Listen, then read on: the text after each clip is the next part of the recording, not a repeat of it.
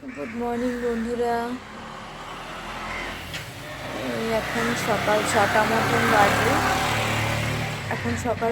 বাজে। ছেলেদের school start হয়ে গেছে, তাই জন্য এত ভোর ভোর উঠতে হয়েছে। বাইরের অবস্থাটা দেখো, একদম কুয়াশায় ঢাকা। এমন ঠান্ডা, বাপরে বাপ, খুব হাওয়া দিচ্ছে একদম।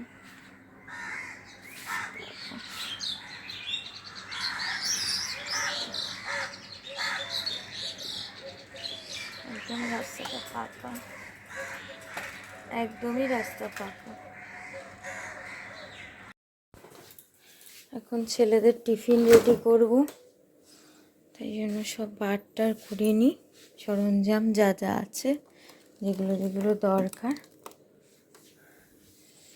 আজকে পরোটা টিফিনে দেব, পনিরের পরোটা দেব টিফিনে।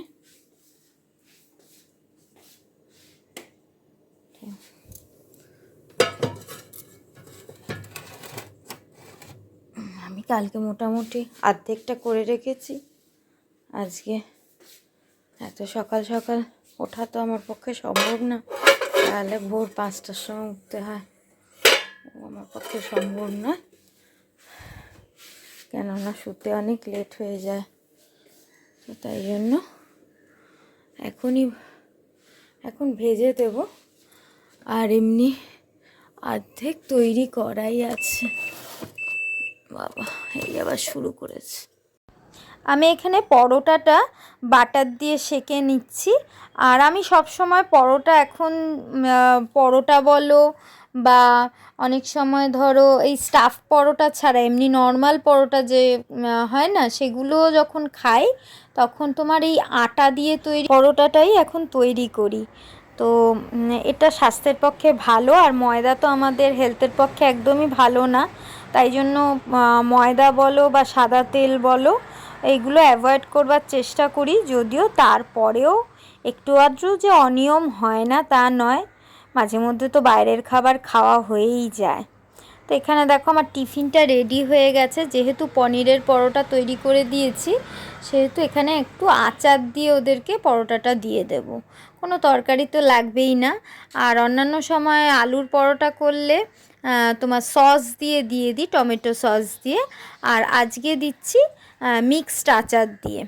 তো মাদার্সের যে আচারটা আছে, সেই আচারটা ওরাও খেতে ভালোবাসে, আমরাও খেতে খুব ভালোবাসি, তো ওটাই আনা হয়।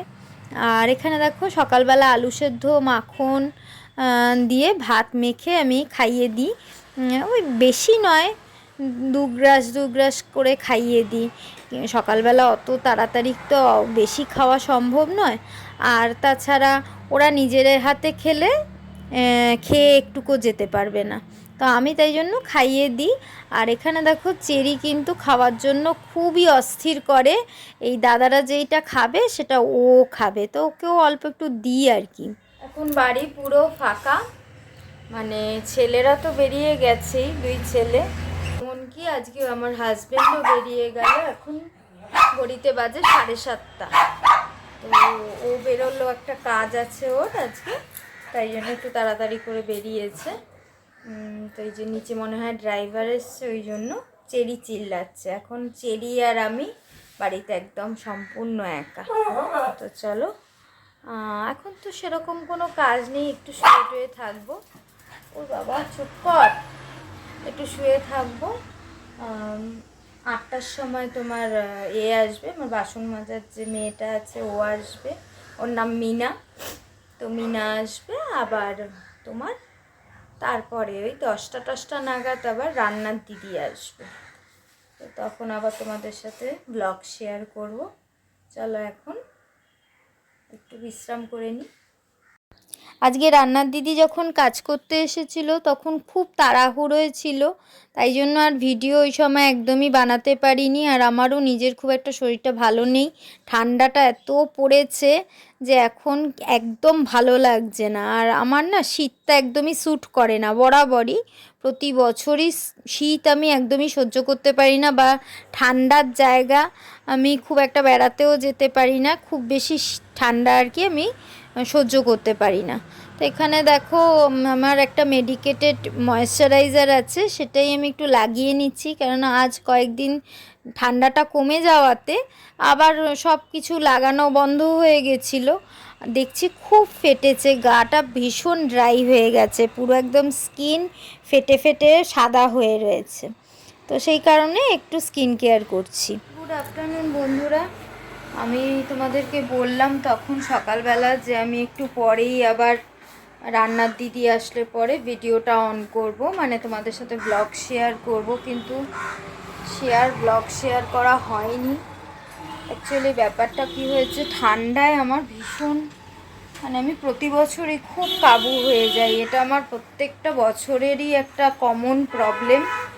শীতের সময় আমার ভীষণ অসুবিধা হয়, তো তার মধ্যে এই বছর আবার একটা এক্সট্রা প্রবলেম হয়ে গেছে, সেটা হচ্ছে আমার দাঁতে ব্যথা হয়েছিল, প্রচণ্ড দাঁতে ব্যথা। সে মানে এত দাঁতে ব্যথা, আর আমার একটা প্রবলেম আছে, আমার মাড়ির ভেতরে একটা দাঁত রয়েছে, যেই দাঁতটা নাকি অপারেশন না করে তোলা যাবে না, মানে এমনি নর্মাল এক্সট্রাকশন করলে আর কি হবে না।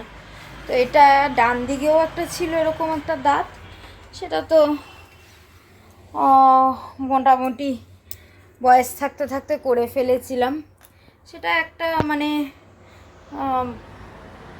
কি বলবো, পরে একদিন কোনো দিন একদিন আর কি এটা ওটার হিস্ট্রিটা বলবো। সে সাংঘাতিক, মানে অপারেশন হয়েছিল যে বিশাল কষ্ট, বিশাল বিশাল কষ্ট করতে হয়েছিল, মানে 3 মাস ওটার জন্য আমার পুরো মুখ ফোলা ছিল। তো কাজেই আমি এইটা করতে ভয় পাই, লিটারেলি আমি জানি যে ওটা মানে যদি করতে হয় আর কি 3-3.5 মাস আমি আবার অসুস্থ হয়ে যাব, মানে পুরো গাল এই রকম ফোলা ছিল, খেতে পারতাম না কিচ্ছু, বললে বিশ্বাস করতে পারবেন একটা দাঁত তোলাতে যে এত প্রবলেম হতে পারে বা এত কষ্ট হতে পারে, না দেখলে বিশ্বাস করতে পারবে না। তো যাই হোক, এখনের আর তখন হচ্ছে বড় ছেলে মাত্র 9 মাস বয়স, তাই জন্য হয়ে গেছে মানে কোনো মতে হয়ে গেছে, মা দেখেছে। মাসি ছিল একজন, খুব ভালো একজন মাসিকে পেয়েছিলাম, ও টেক কেয়ার করেছে ছেলের। কিন্তু এখন তো সেটা উপায় নেই না, এখন তো মানে পুরোপুরি আমার ওপরে সবটা, 2 ছেলে, চেরি আছে, তারপরে সংসার, ব্যবসার কাজ আছে, সমস্ত কিছু, আমি তো একদমই মানে বিপদে পড়ে যাব ওটা করলে। তো যাই হোক, তাই জন্য আমি ডাক্তার দেখিয়েছিলাম, দাঁতের ডাক্তার দেখিয়েছিলাম।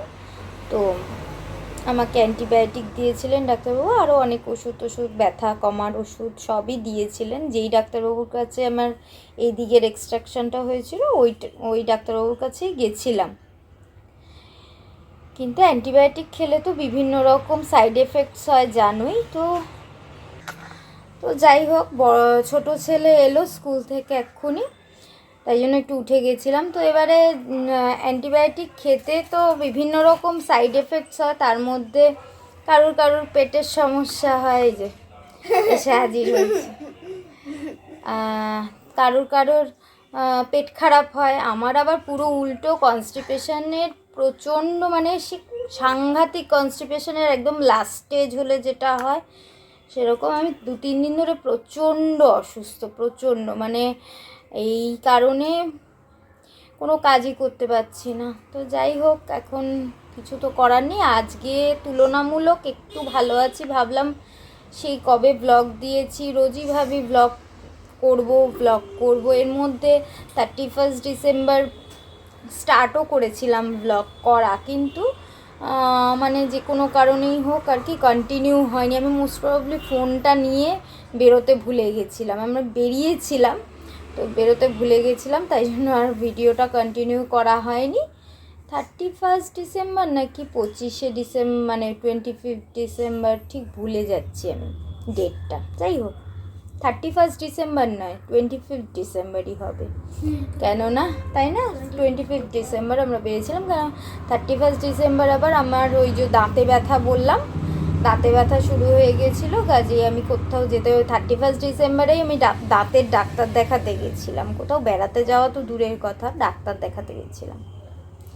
তো চলো টুকটাক করে এবার আবার ঘরের কাজ শুরু করব। এখন 1:30 মতন বাজে, অলরেডি আমি লেট।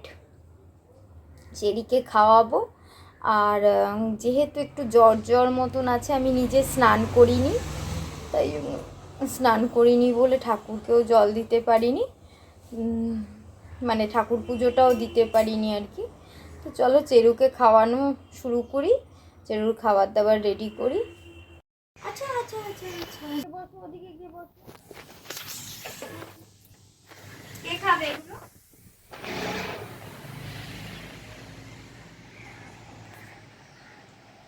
খেতে যে কত বাহানা, বাবা রে বাবা, ভাবতে পারবে না খাওয়ার বাহানা দেখলে পরে। দেখেছো, নিজে তো খাবেই না, উল্টে আবার ছোট্ট ছোট্ট ছোট্ট ছোট্ট করে কেটে দিতে হবে, তবে উনি খাবেন। এই যে দেখো, মুখ থেকে বার করে দিচ্ছে, ওই পিসটা একটু বড় হয়ে গেছে।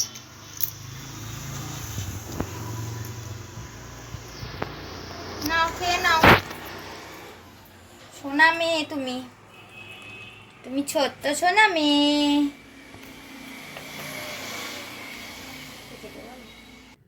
সো এখন বাজে 3:30, আমাদের লাঞ্চ হয়ে গেছে।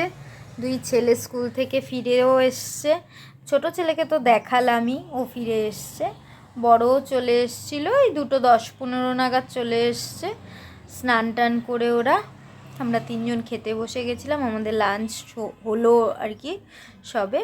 বড়োর টিচার আসবে, ছোটোরও টিচার আসবেন। তো চলো বন্ধুরা, আজকের মতন ব্লগটা আমি এখানেই শেষ করে দিচ্ছি। একটা খুব সাধারণ একটা দিন তোমাদের সাথে শেয়ার করলাম। আশা করছি তোমাদের আমার ভিডিওটা ভালো লেগেছে। ভিডিও ভালো লাগলে অবশ্যই আমার পাশে থেকো, আমার ভিডিওতে লাইক করো, আর অবশ্যই আমার চ্যানেলটাকে সাবস্ক্রাইব করে নিও। চলো দেখা হবে নেক্সট ভিডিওতে আবার, ততক্ষণের জন্য টাটা, বাই বাই।